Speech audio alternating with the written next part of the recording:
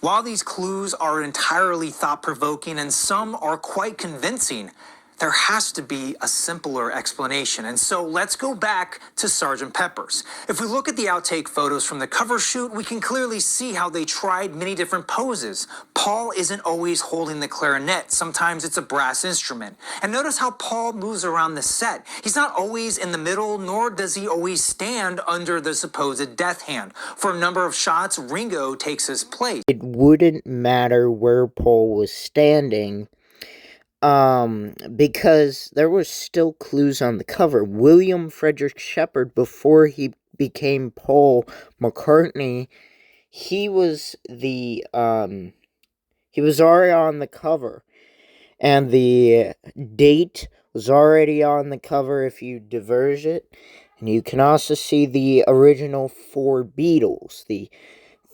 You can see the 3 Beatles that are currently living and the 1 that is dead on the cover. And the same about Abbey Road. As for the other appearances of hands above Paul's head, this is pure coincidence. Also, there's no evidence of hands above head signifying anything to do with death or the dead.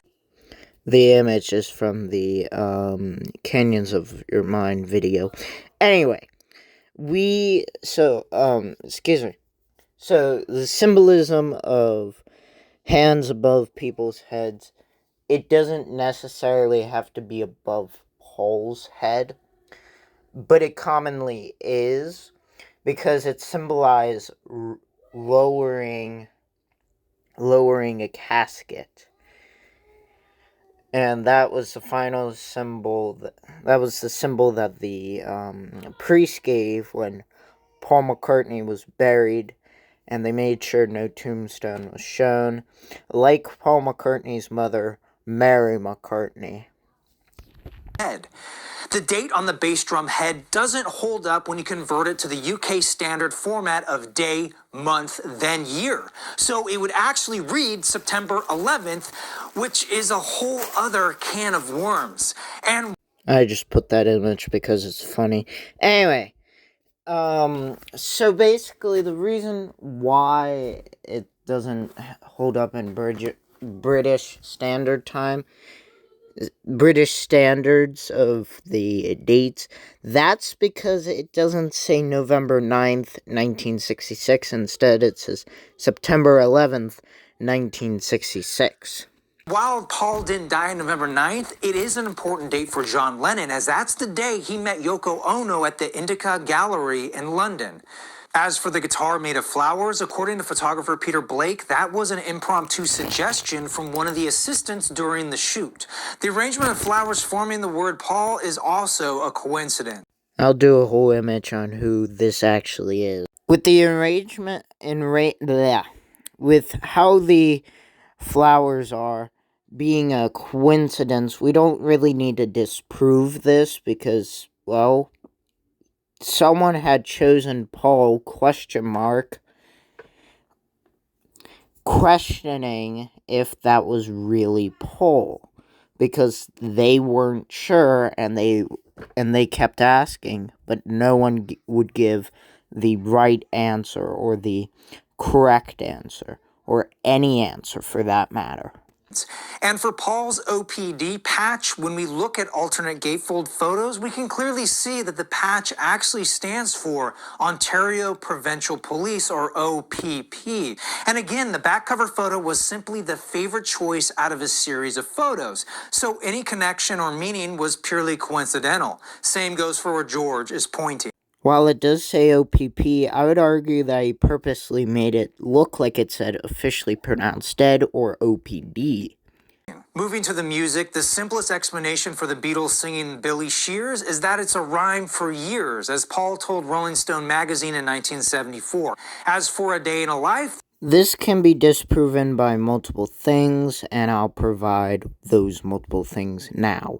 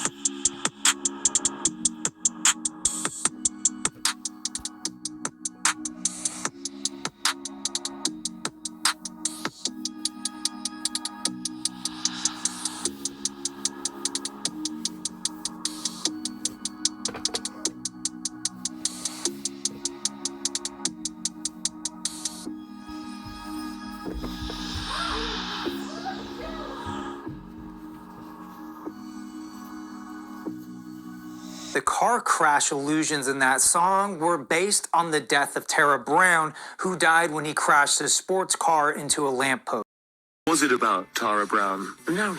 Tara was just a friend of ours who was Guinness family. He was just a lovely bloke. Everyone who knew him liked him. But the song wasn't about him. The song was actually just...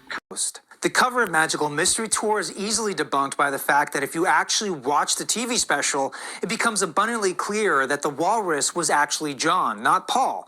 Now, the special wasn't widely available in the US until the 1970s, so this misunderstanding is forgivable. But wait a minute, if John really was the walrus, why would he sing otherwise on Glass Onion? Well, in an interview for Playboy magazine, John says he wrote that line as a joke, as he was feeling guilty for choosing Yoko over Paul. Not to mention, Glass Onion was written in 1968, well before the fervor of the Paul is dead rumor. John was basically saying that he was dead since he was doing the crucifixion pose. He did this because Brian Epstein described the look of Paul McCartney to John Lennon and George Harrison and Ringo Starr as looking like a walrus. That's why they chose the walrus look. As for the phone number on the cover of Magical Mystery Tour, there never really was one obvious set of numbers that you could decipher from the stars. There was several numbers. So if this really was a clue for the fans, you'd think they would make this much clearer so there wouldn't be any confusion as to what phone number to call. Why would they want to reveal the number if MI5 threatened to kill them? Why? Turning to page 3 of the booklet, the message in front of him should actually read, "I-U was." Bad English for sure, but not so much a death clue. Paul without his shoes on isn't a symbol of death, but more a reflection of his personal choice. Who knows, maybe his feet get really hot all the time. I don't know. As for the shoes having blood stains, isn't it far more likely that it's a reflection of the red bass drum that they're next to? As for them being above page 13, a lucky coincidence. So, another coincidence. That's what I'm talking about. But what about that black flower Paul is wearing? Well, he said in his Life magazine interview that they ran out of red flowers. Now, this doesn't really explain away all doubt, as he can be clearly seen dancing with a bouquet of red flowers in the special. He already disproved it. Now, the section of King Lear heard on I Am the Walrus was recorded on the fly. Pure coincidence. They literally turned on the radio while they were mixing that song, and it just so happened to capture that scene. The backwards section is really up to... They could have just done another take or not turn on the radio, and that wouldn't have happened, but they chose to turn on the radio and keep that take as the final take. Interpretation, and it says more about the power of suggestion than actually saying Paul is dead. But what about John saying I buried Paul at the end of Strawberry Fields Forever? Well, if you listen to an alternate take on the Beatles Anthology 2, you can clearly hear him say cranberry sauce. He purposely made cranberry sauce sound like I buried Paul. Moving on to the White Album, the photo of Billy Shears is more likely just McCartney wearing glasses. Maybe it's even a passport photo. The backwards message at the end of I'm So Tired doesn't say... Notice how they look nothing alike. It's Billy Shears, not Paul McCartney. Paul is dead, man, miss him, but it's actually forwards with John saying, Monsieur, Monsieur, how about another one? Beatles biographer, historian, and authority Mark Lewinson confirmed this when he listened to the master tapes. If you look at any language, it sounds like another. It sounds like a word from your own language. So a French word like my belle,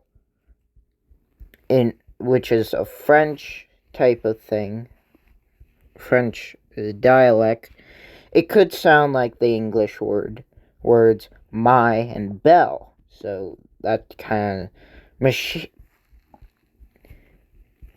So basically, I'm saying that you could hear I buried Paul even if he said certain, well, I think it's reverse, actually. No, I'm not fully sure if it's backwards or forwards.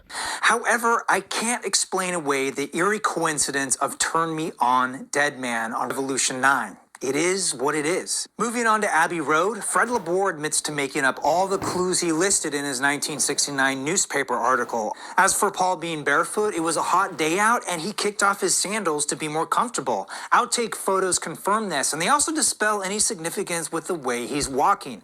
They only took 6 photos for the cover, and the one with Paul at a step simply looked the best. Even in images that aren't necessarily with him out of step, shows that he's without shoes, showing that he is without shoes because he is different in something, and that thing is death. All 3 of the living Beatles are walking in front and behind of him, but he's the only Beatle dead, so he's the only Beatle without shoes on. As for the Volkswagen, photographer Ian McMillan states that they tried to get it moved for the photo, but the owner couldn't be found. Since they were blocking traffic to take the photo, there wasn't enough time to get it towed, and so the car stayed.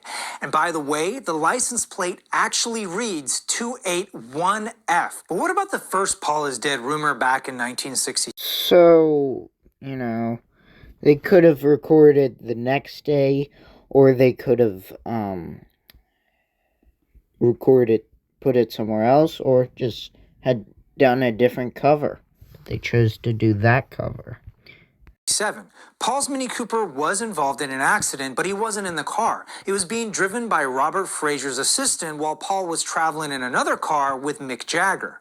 As for the accident that supposedly killed Paul on November 9th, 1966, there's no evidence of one occurring, and it's well documented that Paul was on vacation during this time. Paul did crash his moped in December of 65, but he only suffered a chipped tooth and a scar on his upper lip, which ultimately led to him wanting to grow a mustache to hide the scar. It was once on the news that I... It was once on the news. It was precisely 6:50 in Ringo. There is a report that Beatle Paul McCartney has died in As for Capitol Records being behind the stunt, they deny any involvement, claiming they had no publicity people that could come up with something so elaborate. And after 50 years, no one who worked for Capitol has ever come forward to say otherwise. Guilty of butchering Beatles albums, oh yes, butchering Paul, not so much.